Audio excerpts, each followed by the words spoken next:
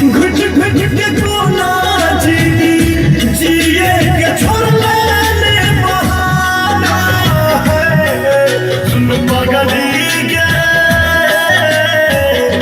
पागल कहिए जमाना के। सुन पागली के पागल कहिए जमाना।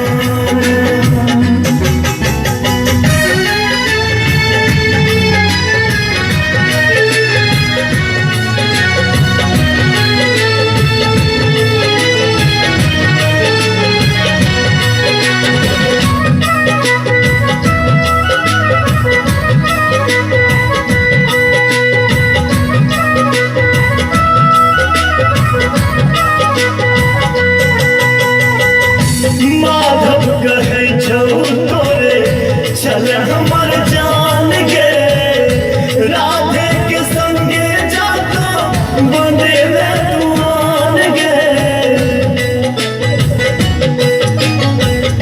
माधव कहे छौ तोरे चल हमर जान गे, राधे के संगे जाता बने तुमान गे। किस्मत गरीब हमर फूटल नसीब हमर, किस्मत गरीब हमर फूटल नसीब हमर। तू ही धन दौलत के खजाना है। सुन पगली के पागल कहिए जमाना। सुन पगली के पागल कहिए जमाना। लगैया कि मर जइतो नहीं तो जहान खइतो।